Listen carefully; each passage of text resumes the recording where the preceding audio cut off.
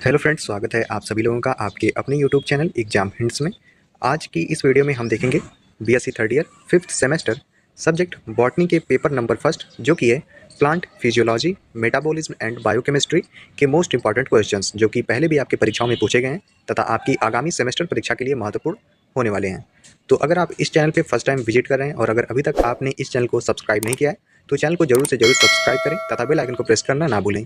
तो चलिए आज की इस वीडियो को बिना किसी देरी के शुरू करते हैं। तो चैप्टर वाइज इंपॉर्टेंट क्वेश्चंस देखने से पहले हम यह देख लेते हैं कि अभी हाल ही में यूनिवर्सिटी के परीक्षाओं में किस टाइप के क्वेश्चंस पूछे जा रहे हैं। तो सबसे पहले इस यूनिवर्सिटी के पेपर में दो दो नंबर के लिए आपसे वेरी शार्ट टाइप क्वेश्चन पूछा गया है, जिसमें पहला प्रश्न है डिफाइन ऑस्मोटिक पोटेंशियल यानी कि परासरण क्षमता को परिभाषित कीजिए। इसके अलावा दूसरा प्रश्न था डिफाइन माइक्रो न्यूट्रिएंट्स यानी कि सूक्ष्म पोषक तत्वों को परिभाषित कीजिए। इसके अलावा वेरी शार्ट टाइप क्वेश्चन में तीसरा प्रश्न था व्हाट इज क्वांटम यील्ड यानी कि क्वांटम यील्ड क्या है, तथा चौथा प्रश्न था what do you mean by respiratory quotient यानी कि श्वसन भागफल से आप क्या समझते हैं। इसके अलावा प्रश्न था what is iso electric point यानी कि समविभव बिंदु क्या है, तथा how glycosidic bond is formed glycosidic बंध कैसे बनता है। इसके अलावा डिफाइन गटेशन बिंदु स्राव को परिभाषित कीजिए, तथा व्हाट इज कोफैक्टर क्या है। तथा नौवां प्रश्न था नेम टू ग्रोथ इनिबिटर्स यानी कि दो विकास अवरोधकों के नाम लिखिए, तथा व्हाट इज नाइट्रिफिकेशन यानी कि नाइट्रीकरण क्या है। तो यह 10 ऐसे प्रश्न थे जो कि दो दो नंबर में पूछे गए थे। बात करें शार्ट टाइप क्वेश्चंस की, जो कि 7 नंबर में पूछे जाते हैं और इस यूनिवर्सिटी में पूछे गए हैं। तो उनमें पहला प्रश्न था what is mineral nutrients, discuss the physiological role of phosphorus and nitrogen यानी कि खनिज पोषक तत्व क्या है, फास्फोरस और नाइट्रोजन की शारीरिक भूमिका की चर्चा कीजिए। इसके अलावा अगला प्रश्न था what is aerobic respiration, discuss the factors affecting the rate of respiration यानी कि ऑक्सी श्वसन क्या है, श्वसन की दर को प्रभावित करने वाले कारकों की व्याख्या कीजिए। बात करें चौथे प्रश्न की, तो चौथा प्रश्न था what is biological nitrogen fixation यानी कि जैविक नाइट्रोजन स्थिरीकरण क्या है, तथा पांचवा प्रश्न था what do you mean by C4 plants, right different steps of hatch and slag cycle. अगला प्रश्न है व्हाट इज ग्रोथ रेगुलेटर यानी कि विकास नियामक क्या है, discuss the role of auxin in plants, पौधों में ऑक्सिन हार्मोन की भूमिका पर चर्चा कीजिए।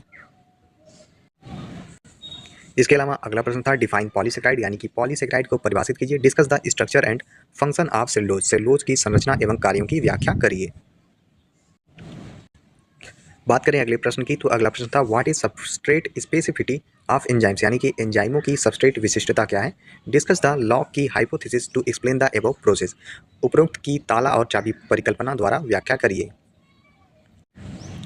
इनके अलावा शार्ट टाइप क्वेश्चन में जो आखिरी प्रश्न 7 नंबर के लिए पूछा गया था वह था व्हाट इज पेप्टाइड यानी कि पेप्टाइड क्या है, हाउ पेप्टाइड इज नेम्ड यानी कि पेप्टाइड का नामांकरण कैसे किया जाता है।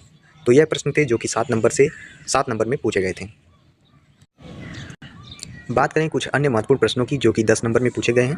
तो उनमें पहला प्रश्न है what is glycolysis, explain the various steps involve in this process यानी कि ग्लाइकोलिसिस क्या है, ग्लाइकोलिसिस में प्रयुक्त विभिन्न चरणों की व्याख्या करिए।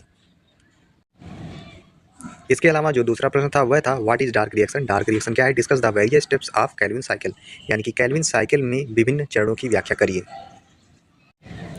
इसके अलावा जो लॉन्ग आंसर टाइप क्वेश्चन है जो कि 10 नंबर में पूछे गए हैं, उनमें अगला प्रश्न है व्हाट इज ट्रांसपिरेशन यानी कि वाष्पोत्सर्जन क्या है, discuss the mechanism and factors affecting this process यानी कि इस क्रियाविधि तथा कारकों की विस्तृत व्याख्या करिए।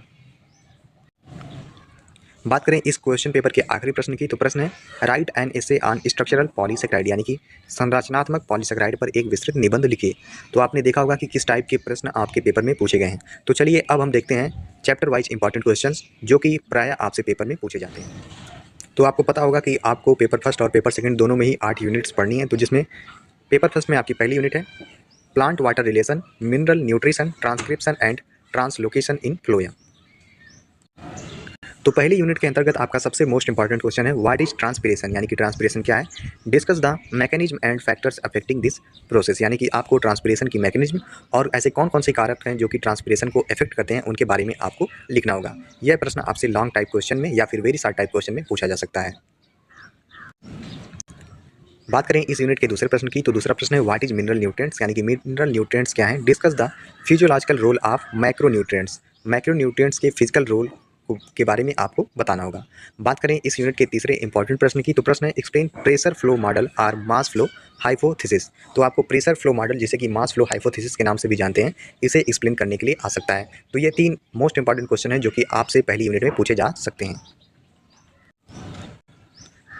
इसके अलावा सार टाइप क्वेश्चन में आपसे पहली यूनिट से जो प्रश्न बन सकते हैं वह है water potential and it's component, guttation and diffusion and osmosis. तो ये 3 प्रश्न जो कि आपसे वेरी शार्ट टाइप क्वेश्चन में 2-2 नंबर के लिए पूछे जा सकते हैं, तो इन्हें आप तैयार कर लेंगे।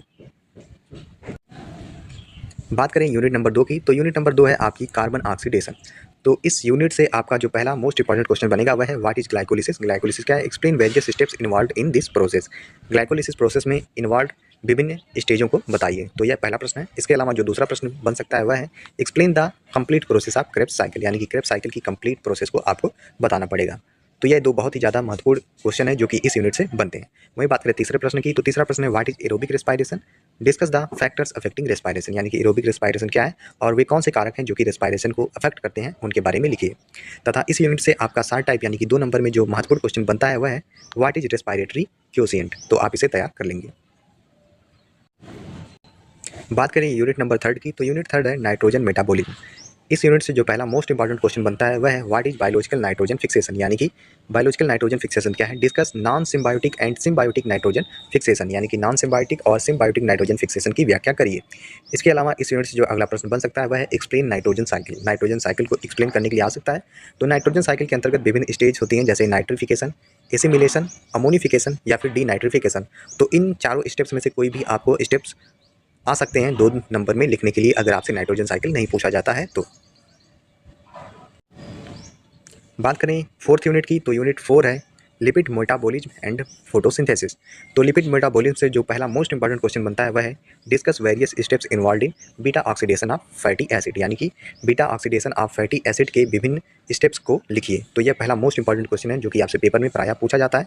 इसके अलावा इस यूनिट से जो अगला प्रश्न बन सकता है वह है एक्सप्लेन ग्लाइको ऑक्जिलेट साइकिल। यह भी क्वेश्चन बहुत ही ज़्यादा महत्वपूर्ण है, जिसे आप तैयार कर लेंगे।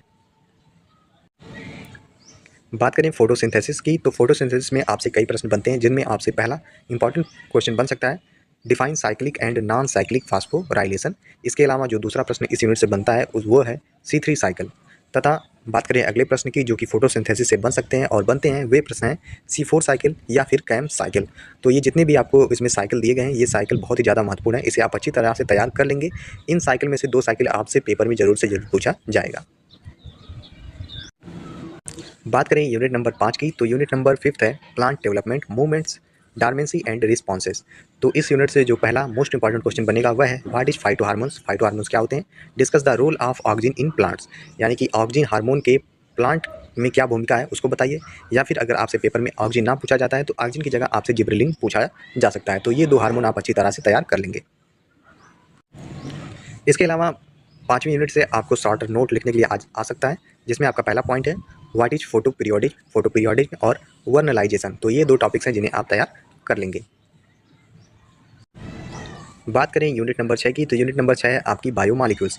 तो बायोमॉलिक्यूल्स में प्रायः 2 क्वेश्चन आपसे पूछे जाते हैं, एक डाइसैकेराइड का या फिर एक पॉलीसैकेराइड का। तो इन दोनों को आप तैयार कर लेंगे, जिनमें आपका पहला प्रश्न है डिफाइन डाइसैकेराइड। डाइसैकेराइड को परिभाषित कीजिए।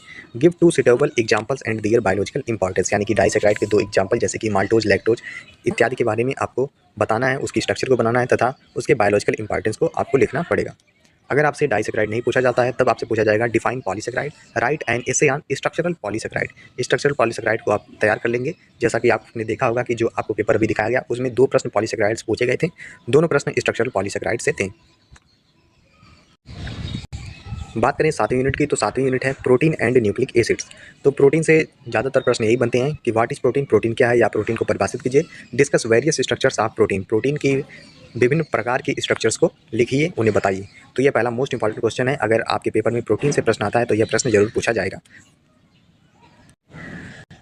इसके अलावा शॉर्ट नोट्स लिखने के लिए आ सकते हैं आपसे रीनेचुरेशन एंड डीनेचुरेशन, तथा जो अगला पॉइंट है वह है आइसो इलेक्ट्रिक पॉइंट। तो ये 2 प्रश्न हैं जो शॉर्ट नोट्स में आपसे पूछे जा सकते हैं, जिन्हें आप तैयार कर लेंगे।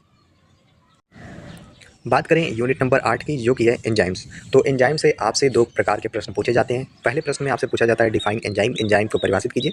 Discuss the mechanism of action of enzyme, यानी कि एंजाइम का मैकेनिज्म ऑफ एक्शन क्या है, वो किस प्रकार से एक्शन करते हैं। तो इसमें दो थ्योरी है, एक लॉक एंड की हाइपोथेसिस है, दूसरा इंड्यूस्ड फिट थ्योरी। तो ये दोनों ही थ्योरी बहुत ही ज़्यादा महत्वपूर्ण है, आपसे पेपर में प्राय पूछी जाती है, तो इसे तैयार कर लेंगे। अगर आपसे इसका एक्शन ऑफ मैकेनिज्म नहीं पूछा जाता है, तब आपसे पूछा जाता है फैक्टर्स अफेक्टिंग एंजाइम एक्टिविटी, यानी कि एंजाइम की एक्टिविटी को अफेक्ट करने वाले कौन कौन से फैक्टर्स हैं। तो ये दोनों प्रश्न बहुत ही ज़्यादा महत्वपूर्ण हैं, आपसे एंजाइम से यही दोनों क्वेश्चन पूछा ही जाएगा, इसके अलावा और कोई क्वेश्चन नहीं पूछा जाएगा। इसके अलावा एंजाइम से आपसे शॉर्ट नोट लिखने के लिए होलो एंजाइम, एपो एंजाइम तथा को फैक्टर को दिया जा सकता है। तो आज की इस वीडियो में हमने BSc third year 5th semester subject botany के पेपर नंबर 1 के मोस्ट इंपॉर्टेंट क्वेश्चंस को देखा है। हमें उम्मीद है कि आपको ये वीडियो पसंद आई होगी।